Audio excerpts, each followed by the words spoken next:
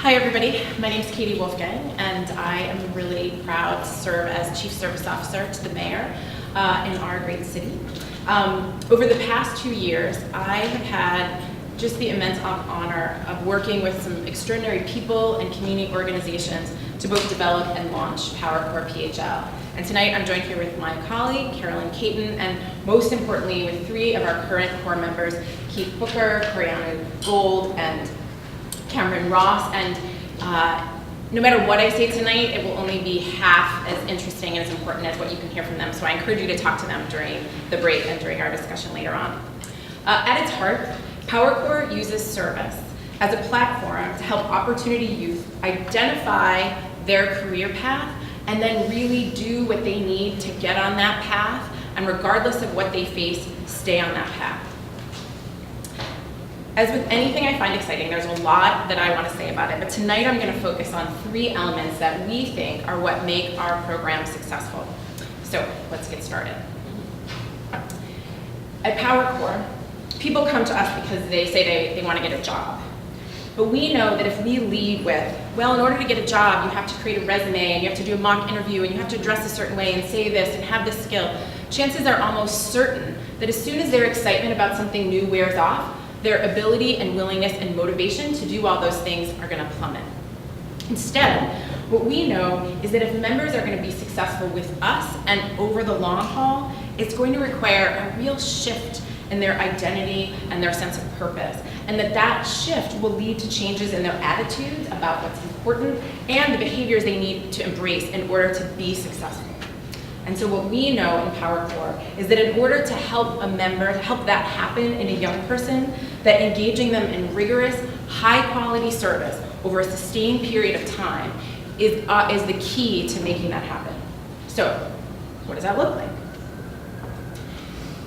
When you're involved in service, it really means being involved in something that's bigger than yourself and being part of a team and being motivated to, in whatever way you're directed, to make a positive change in the world. And so we start with everybody on day 1 in PowerCore, assigning them to a crew and helping to build a really strong team culture.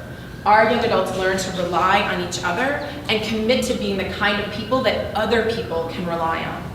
They open up and they step outside their comfort zones, and they start to see how they relate to other people and how they relate to the world. So I always say about Keith Booker that you can't be with him for more than 10 minutes without him saying something that you will remember for a long time. And so we asked him to speak in front of some of our recruitment partners about what PowerCore meant. And one of the things he shared is that before PowerCore, he felt like everybody walking down the street was somehow his enemy. And that PowerCore helped him shift how he looked at people. And now he's one of our assistant crew leaders, and that shift in his way of thinking and the way he then talks to his peers about it is one of the most important components of our program. So being part of that team helps young adults be able to celebrate what they bring and also in a safe space acknowledge the challenges that may hold them back. So how do we do this? So we start with things like this: hula hoops and yarn and trust building and all that kind of stuff that people may not realize is important as it really is. And then we combine that with real, relevant service activities that require working together. And throughout the entire process, we're constantly embedding opportunities for reflection. So every single day, our members are talking about how the team accomplished the task and where they were successful, and when the team broke down, how that impacted the work that they were trying to do. So once you've laid the foundation of a sense of team, and that's something that you start, but you have to be working on constantly, but once you get people thinking about that, then you can talk about expectations. But if they're not the kind of expectations that we're putting on members, but we're working with our core members who feel part of a team to generate and reinforce in each other those expectations. So I'm going to give one example, and that's about being on time. And it may sound simple, but I think everyone in this room this will resonate with them. But it doesn't matter when we bring employers to come and talk to our members or come to talk to us as staff. It doesn't matter what industry that they're from or what job they're looking for. They always talk about how important it is for employees to come and be on time. And so when you lead with somebody like, you need to be on time or you're going to get docked or you're going to lose your job, people hear that in one way. But in PowerCore, here's how we frame it. be here on time because we need everyone here in order to get started, and we want to respect the time of the Parks and Rec staff who are going to kick our project off, and we want to get in a full day's work so that we can have the biggest impact on this neighborhood park so that families and children can enjoy it. And that message is coming as much from crew leaders as it is from people like our assistant crew leaders like Keith, and from the members themselves. And so we use this same strategy to instill all kinds of skills critical to service that are also critical to workforce. Solving problems, resolving conflict, following complex directions, communicating challenges, assigning roles and responsibilities, holding yourself and other people accountable. And so, with that, we get to the third and I think critically important piece that I think that is often left out, and that is we practice. So young adults who come to PowerCorps often come with challenged by motivation.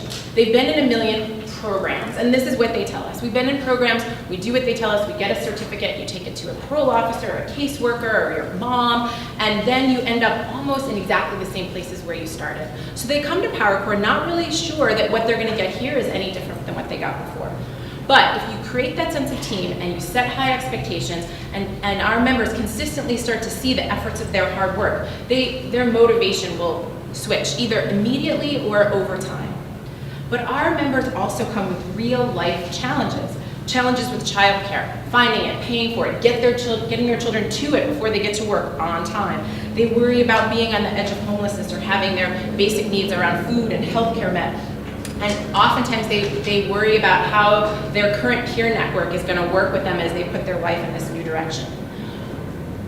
In order to address these challenges, you need to know that they're challenges, you need to get the resources to fix them, then you need to just do it and practice it over and over again. And once you do that, at the end of 6 months, and for some of our core members it's 12 months, it becomes who you are. You see yourself as a success because you can point to success after success after success. And so no longer is your identity about what you can't do, but about what you can do. And so, up until now, what I've been talking about is what we believe for our members in PowerCorps, but there's more. We know that it can't just be the members doing all the work, that we as a workforce, the PowerCorps PHL staff, we need to model what we're telling our core members they need to do. And so my second point is, what's good for the goose is good for the gander. Here you see our members literally pulling their weight. But they can do all the things I just mentioned, and that door to their future could still be locked. And so we in PowerCorps surround our core members with two different groups. Up top, you'll see their crew leaders. These are amazing young adults who give hour after hour, 50 hours a week, literally being the frontline person, supporting our crew members in the good times and in the bad. We also have our operations team. I've listed their titles. Who we have is kind of irrelevant, but the fact that they work as a team to support the crew leaders, to support the members, is critically important. And what we know about all of this is that it's not about the individuals, but it's about the team. If the crew leaders are not working effectively with the career services manager, if the workforce development partnership specialist doesn't have a sense of trust that the crew leaders are doing what they're doing to prepare the members for the opportunity they're going after, it doesn't work. With that, we need, as a staff, to set and keep each other to very high expectations. If I'm going to do what I need to do, I can only be successful if my colleague is, and I hold them and myself to that same high level. And then finally, we practice, practice, practice. Every 6 months, we spend 3 full days together. Every week, the whole staff comes together for dinner and talks about what's going on that week. And then we're constantly together trying to identify what we're doing that could be better, then doing it, and then evaluating. Finally, when that happens, when the operations team, the crew leaders, and the crew members are together, only then does it unlock the door to all these amazing employment opportunities that our members are seizing. And finally, identity is everything. So I'll leave you with this image and this story. So in this picture is a gentleman named Daquan White. He finished two terms with us at PowerCorps. In his first 6 months, he kind of got all of those basic skills together and figured out how to be solid and have kind of the soft skills that folks are looking for. But he knew at the end of 6 months he wanted to do more. He did a second term and he really started to love the natural lands work. And so through all of our staff working together, he was able to take his next step, and he now works on a grounds maintenance crew at Smith Playground. Our staff went out to meet him. He was so proud of his work and his work site and his uniform and wanted to talk all about it, but it wasn't very long before this happened. So Daquan is going to be in this work at Smith Playground now, but he's not going to be there forever. So whether he stumbles at any point or whether he soars is what he expects, being able to tie himself back to that power core identity is what we think is going to help him to be successful in the long run. Thank you.